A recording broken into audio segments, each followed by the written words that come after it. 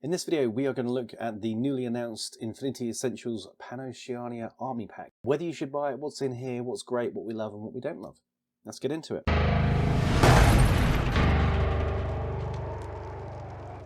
Welcome to the Dice Gods. My name is Hydra, and we are back in the wonderful world of Infinity Essentials. This is, if you haven't seen it, the new way to get into Infinity from Corvus Belli for the upcoming N5 edition of the game.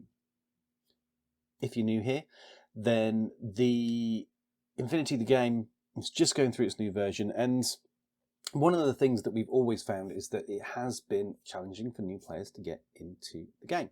In response to that, we have the Infinity Essentials system. This will be a set of releases from Corvus Belli which you add together to make a cohesive force, but crucially will add in rules as you go along, supported by videos from CB, which will be on their YouTube channel and on their website, so that you can learn the game in bite-sized chunks and make it much more easy and accessible. This new release adds on to the previous Start Here box, which, as you can see on screen, that came with 6 miniatures, 3 for PanOceania, 3 for the Japanese Successionist Army, some terrain, dice, stat cards, and the quick start rules. That little box will drop, well, it's on pre-order now. At the time of recording, this is December 2024. People should start receiving them shortly or towards the end of the month. This expansion box is going to drop and add into that. This should be out end of January 2025, maybe February, but they're saying January at the moment, but we shall see. So as you can see here on the left, we have the Start Here miniatures, the 2 Fusilier combis and the Orc at the front there with the multi-rifle. Those are the ones that came in the Start Here box. On the right, we have the 7, which come with the PanOceania Army Pack, the new release that we're going to be talking about today. Add these two together, you have 10 miniatures. Why is that important? Because Infinity, normally, you're going to run between 10 and 15 troopers. So this kind of gets you to a point where you have that viable, proper, air quotes, grown-up list that you can play. But we'll come back to that in a minute. Let's talk about what's in the box first of all. So in the box we have a Fusilier with combi rifle. That goes with the other 2 Fusiliers which were in the Start Here box to give you 3 Fusiliers with combi rifles. Why is that important? We should discuss that in a second. We then have a Fusilier with a multi-sniper rifle, a Fusilier hacker, an Orc with furback. Now, in the Start Here box, we had an Orc with a multi-rifle. So, it's a second one of those, but armed very differently.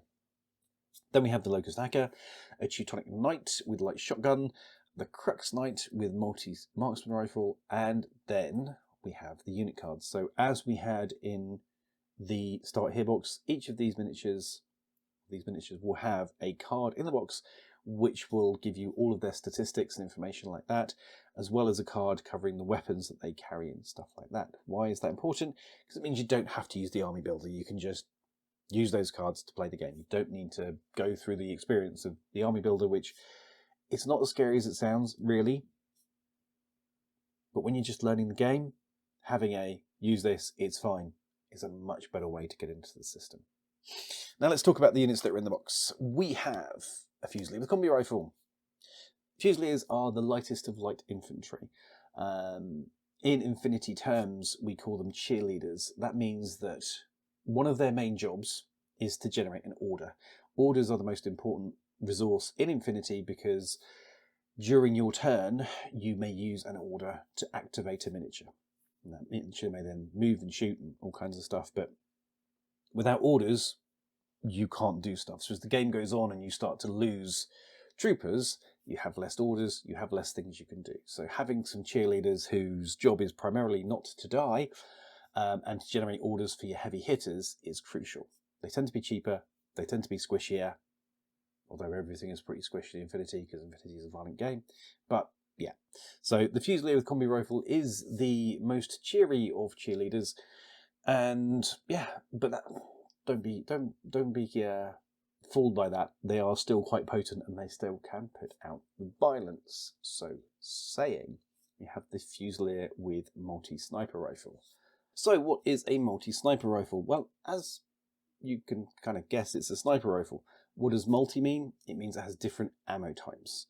Now, as we run through this, we're going to be using N4 information, so that may change as N5 comes out, but we don't have the new N5 profiles, the new 5th edition profiles yet. And we are seeing that some things are changing. Not massively, but they are. So do take in mind, or bear in mind, that the information I'm giving you is based on what we have currently. It should be there or thereabouts, but it's why when we talk about points later, I'm going to be pretty vague, because I can't be 100% accurate at this point. So multi-sniper rifle, that gives you a range of different ammo types that you can use. Normally it's things like armor piercing, so if you're shooting something that's got a lot of armor, you can really ignore some of that armor. Or if you're shooting something that isn't armored, you can use something called shock, which takes things straight to dead rather than let them go unconscious, which you normally would. Normally you get shot, you lose your last wound effectively, you go unconscious, which a doctor can then stand you up from. Shock ammunition takes you straight to dead, takes your head clean off. So the sniper rifle is unpleasant. As you can imagine, being a sniper rifle, it's really good at long range. It's not so great at close range, doesn't shoot that many shots, but very, very potent when it does land those hits. Finally, we have the Fusilier hacker. Hacking is something that in your first few games you won't need. Seriously, leave it alone. Back away slowly from the hacking rules. You simply don't need to play with them. But Infinity is a game of objectives. It's a game of missions. And most missions have objectives which can only be completed by specialists. Hackers are one of them. They are a type of specialist. There are different types of hacker. Don't worry about that. It's all fine. But yeah, it's important to have specialists in your army. So having this hacker here, in your first few games, he's going to operate himself like a Fusilier with combi rifle. They're going to be indistinguishable. But as you add more rules in, as you make the game more detailed and you take advantage of more rules, he's going to really start coming into his own. That's also worth pointing out that the standard Fusilier with combi rifle, you can actually take him as forward observers or paramedics. So those 3 Fusiliers with combis could also be specialists, which is really, really potent and really, really useful, it has to be said. So much as they are cheerleaders, they do potentially have utility. The last thing worth mentioning about them is they can also potentially be used as a fire team, which is where they operate as a squad. That amplifies their abilities, amplifies the damage output. Don't worry about it yet. But know that having 5 Fusiliers, the 2 that come in the first box and the 3 that you have here, is potentially really useful and something that you'll put on the table on a pretty regular basis, not just because they generate orders. So there's our Fusiliers. Next, we have the Orc with Furback. So if you missed the initial discussion in our Start Here review, a Orc is a heavy infantry. He's a chunky boy with multiple wounds and multiple armour, and he shoots better than standard, and they're just a bit chunky. Now, the one we had in the box for Start Here was a multi-rifle he was armed with, which is fine. Again, like the multi-sniper rifle, it has different types of ammunition it can use, but it's much shorter range. It's actually only good. It's positive range bands, because that's a thing in Infinity, is up to 16 inches. After that, its ability to hit starts dropping off. So the multi-rifle version of the Orc is good up close. The Furback, however, is a more long-range beastie. He's very much for cracking open armour. The Furback fires in M4 armour piercing, what's called armour piercing and dual action ammunition. So for every hit, it will halve the armour of the target and it will make them make 2 saves, which is great, but it can only fire 2 shots of that per order, which, you know, potentially you land both of those, you're going to be making your opponent make 4 saves, which is great. In ARO, which is the thing, the reactions that you can do when your opponent's having their turn, he can fire explosive rounds, which make your opponent make 3 saves, which is pretty awesome, but he only gets 1 of those, and he gets to shoot once. Orcs are very good shots. They're BS 14, which is phenomenal. So 14 or less to hit a target on a D20. So 70% chance to hit. You start shooting stuff in good ranges, that starts becoming a 17 because you get +3 to hit. 17 or less on a D20 is good. Orcs are shooty. With a furback, they're potentially very killy as well. So they are well worth having around the place, although they're not cheap. They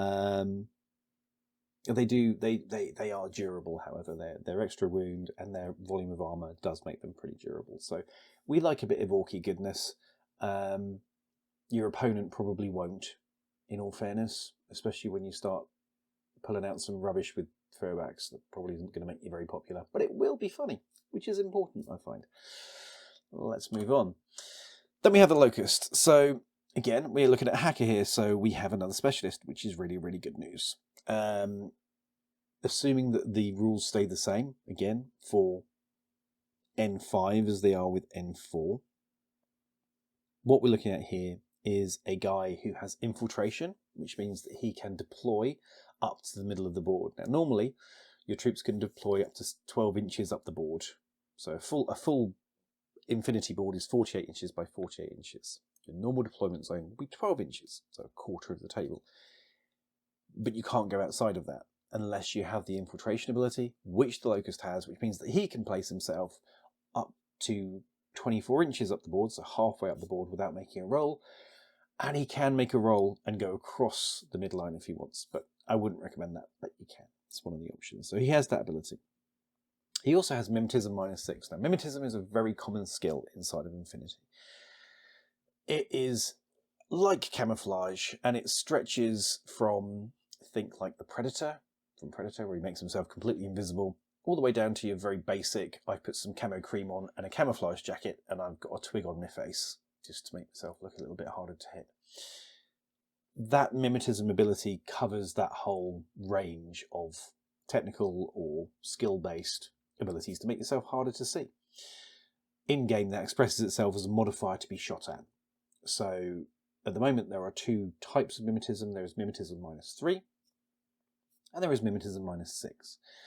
That Mimetism value is taken off of the ballistic skill of the person shooting you.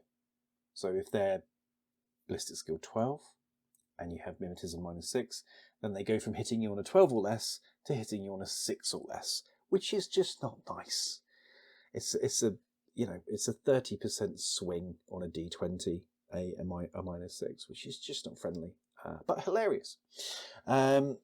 So they move up the board, or they deploy up the board, and they're hard to hit with their Mimetism -6. These Locusts.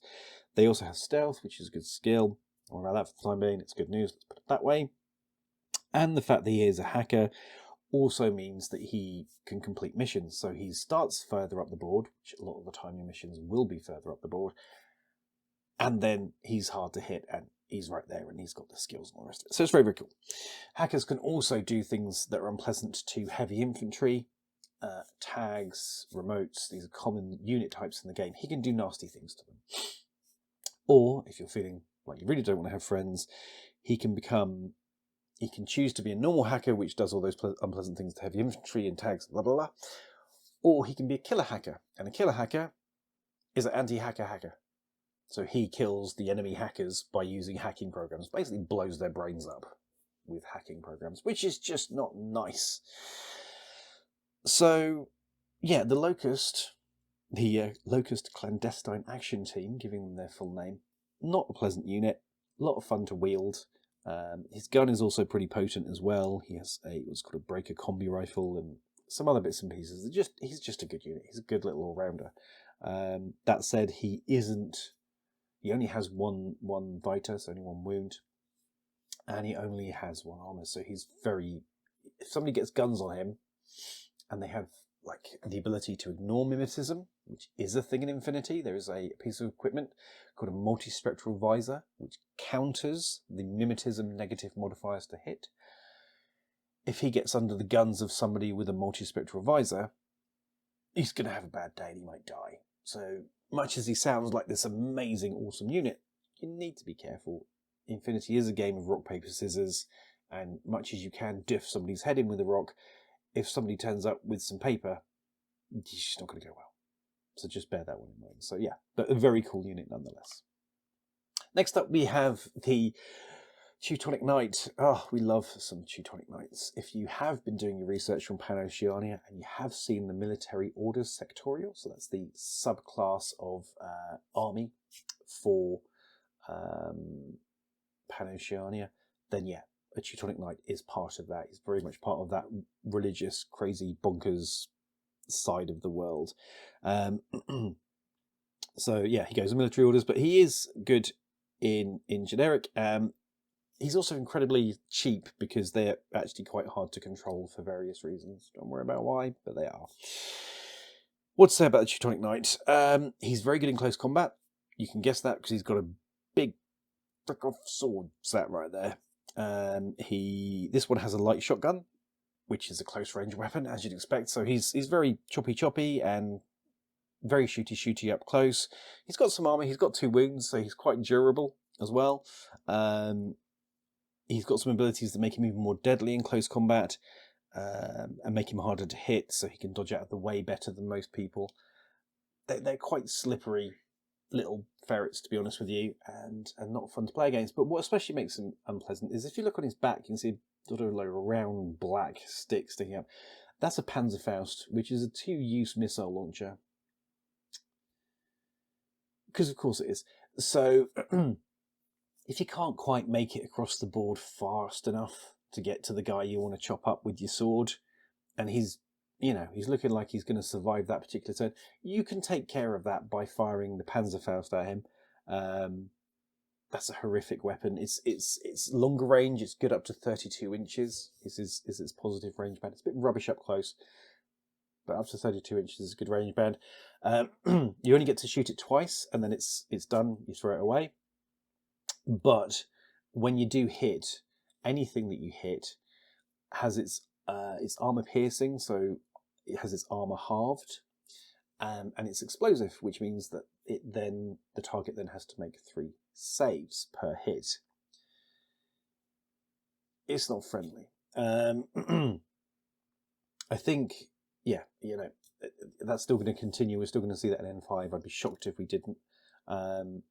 So that means that the Teutonic Knight is fantastic up close, but if he does find himself in a long-range gunfight, he can certainly do some unpleasantness, because he's a pretty good shot. He's BS13, so he's a pretty good shot. But no one wants to be shot with a Panzerfaust. There's not one person in the game that wants to get hit by a Panzerfaust, so the Teutonic Knight can be a little bit of a difficult one to know how to deal with. But to play, you point him at the enemy and just let him go. That's the best thing. Sort of runs off screaming, sword wave. He's happy. It's fine. Just get the pressure washer out and you can wash his armor off when he comes back covered in bits, because that will happen. Anyway, Teutonic Knights, love them. Then we have the Krux Knight. Now, this is a bit of a weird one because this Krux Knight is new. It is a brand new unit type for Infinity. We haven't seen this before, so we don't know anything about it yet. And the miniature you're looking at there, that may make you think it's a new one. This isn't. This is actually, it was originally a Father Knight, so this is a repurposed miniature, which I highly approve of, by the way. I think that's a genius move, because a lot of people had Father Knights, and they were like, what are we supposed to do with these? They're now Krux Knights. This is good. What we can say, based on what we know, he's got the big sword, so I would anticipate we're going to be looking at somebody who is very potent and unpleasant in close combat. He also has a multi-marksman rifle, so that is a good range 24 inches, burst 3 weapon with the choice of ammunition. Not nice. That's not nice at all either. So I would imagine, very much like the Teutonic Knight, he's going to be charging across the board. He's almost certainly going to be 2 Vita, so 2 wounds. He's almost certainly going to be multiple armour. I look at him, of course he is. How much? I'd imagine quite a lot. It's going to make him expensive. But yeah, you're looking at another heavy hit piece that wants to get up into the fray, but actually with that multi-marksman rifle, if he needs to engage from distance, he can do it, which is kind of nice, actually. It's going to be kind of good to have that option with this list. But we don't really know any more than that. We've got some lore about these guys, which is very good read. I'd highly recommend it.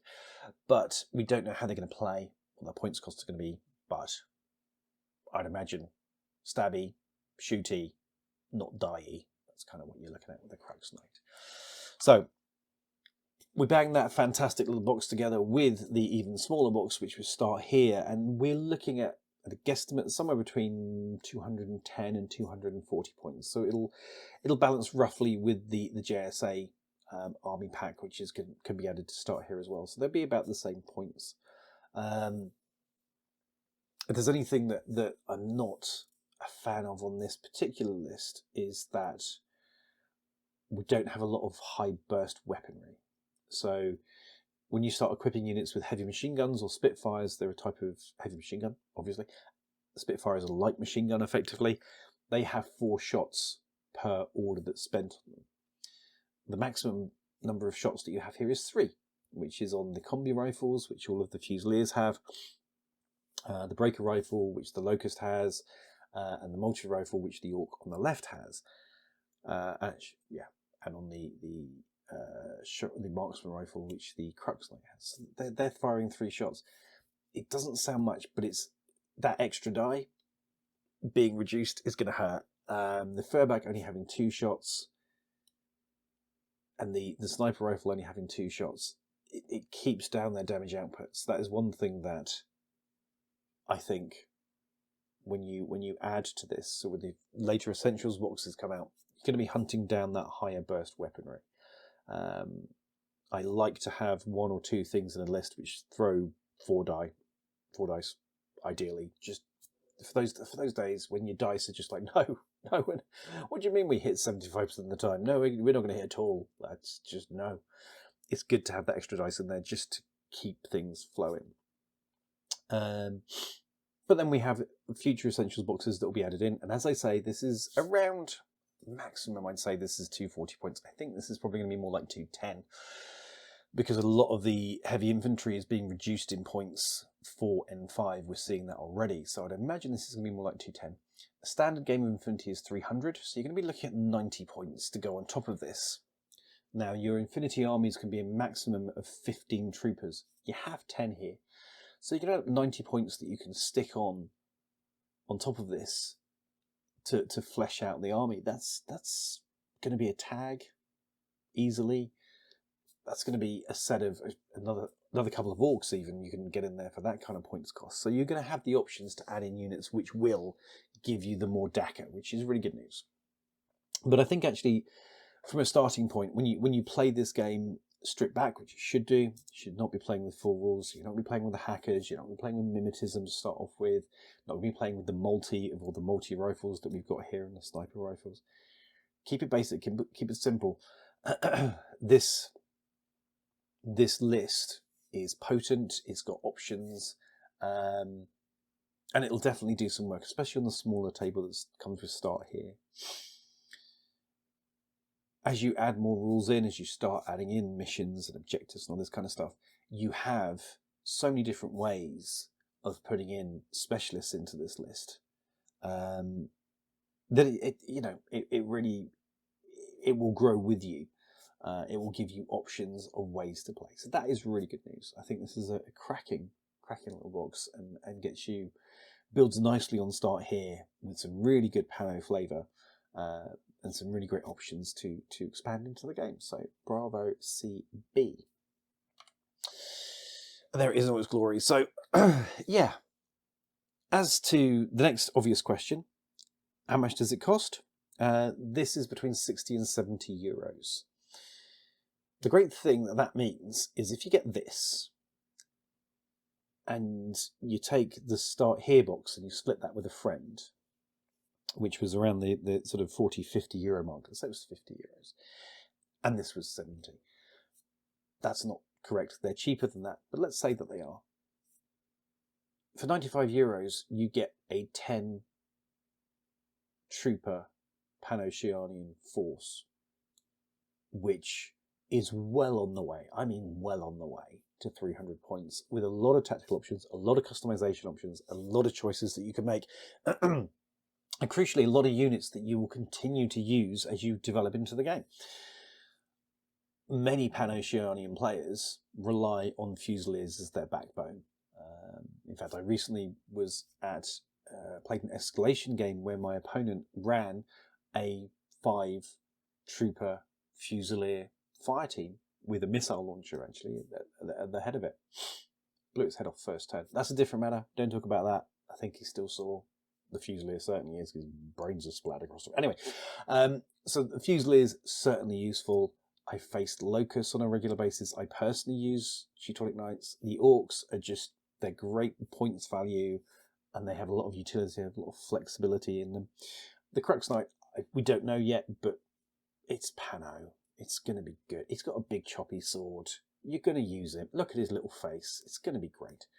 So this is a fantastic box. I highly recommend this. I think this is going to be a great addition to the Essentials range, and it's going to be a great expansion to your games as you get into the game. So, which is fantastic. And the fact is that these do come with the unit cards in the box as well. Genius. This is just happy days. So, new players. Returning players who are coming in with Essentials, do you have any thoughts and questions about this box? What do you think about it? Do you like it? Do you love it? How awesome is it? What don't you like? If you do have any questions, whack them in the comments. I'll do my best to answer them for you. If you really want to start diving into this and want us to do even more, we've got plenty coming for Essentials, but if you want even more stuff for Essentials, then please do consider becoming a member of the channel, because that lets me spend more time and lets me spend more energy and money, candidly, on getting this stuff in so that we can get the content that you want to see. So please consider doing that. It's for less than a cup of coffee. So, you know, are these videos worth a cup of coffee? It certainly lasts longer than a cup of coffee because I talk longer. Anyway, please consider becoming a member or a Patreon. Those are great. Those are tagged in the description below. Please do that. And speaking of Patreons and members, thank you guys who already have done that. You guys are very, very awesome, and we appreciate you greatly.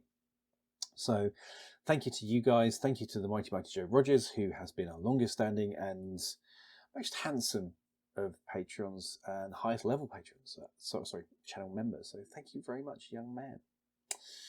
For now, do please subscribe, comment, share, help us beat the algorithm, help us get the good word of Essentials out there, because the more that people know about this, the more people are going to join and the more opponents you get. So this is a win-win situation. So like, share, subscribe, get that stuff done. Thank you so much for your time and watching, and we will see you again soon. Goodbye.